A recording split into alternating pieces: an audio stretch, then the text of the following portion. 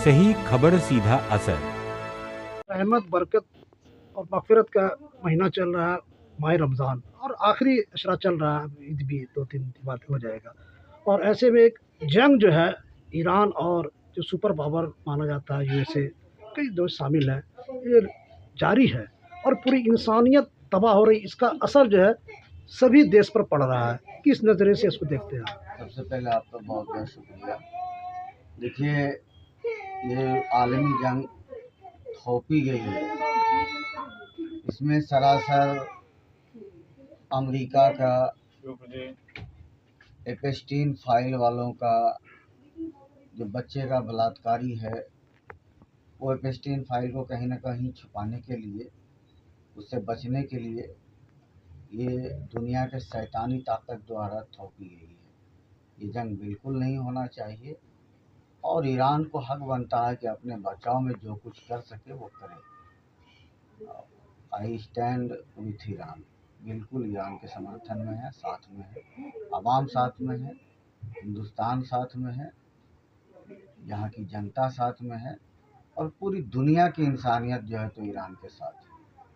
जो ममालिक पर जो देश पर असर पड़ रहा है, क्या उसको जो सुख संपन्न देश है उसको इस अमन शांति के लिए आगे आना चाहिए?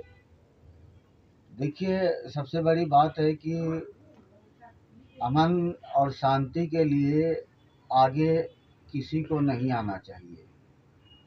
इसलिए इस जंग में ईरान भारी पड़ रहा है और अमेरिका की दादागिरी से यह जो किया है आज तक, इराक पर हो, सीरिया में हो, अफ़गानिस्तान में हो, लाखों लाख बेकसूर लोगों का कत्ल किया है। इसलिए अभी ईरान की बारी है, अच्छे से बदला ले रहा है। अगर शांति के लिए आना भी चाहिए तो थोड़ा सी रुक जाना चाहिए। आए 2-4-10 दिन बाद, मार्च के लास्ट तक में हो जाए जंगबंदी, अच्छी बात है। फिलहाल तो ईरान भारी पड़ रहा है और अमेरिका घुटने पर आ गया है, हालत ख़राब है इनकी।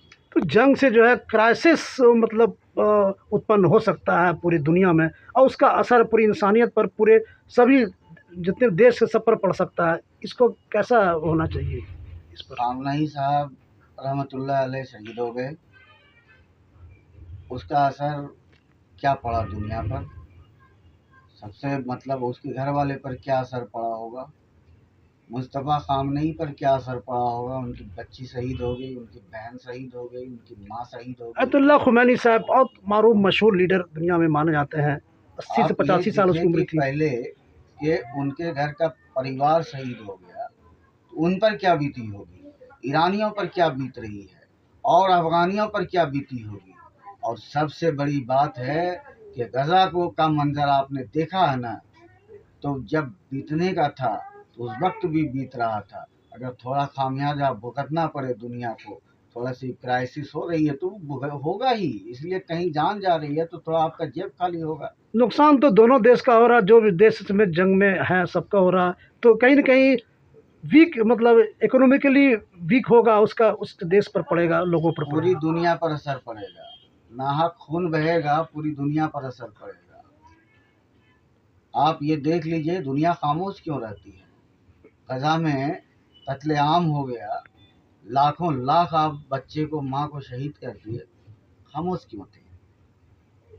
ये खामोशी आपकी भी जान लेगी, हमारी भी जान लेगी। कई लोगों से हमने बात किया तो बिजनेस के लेकर जो कारोबारी है, जिनका एक्सपोर्ट का काम है, ये कहा कि हमने माल मेरा फंसा हुआ, कैपिटल फंसा हुआ, भाड़ में हमें चला जाए नुकसान हुआ। कारोबार। लोगों ने कहा हमसे। फिर से मैं कहता हूँ कि भाड़ में चला जाए कारोबार, कोई फर्क नहीं पड़ता है।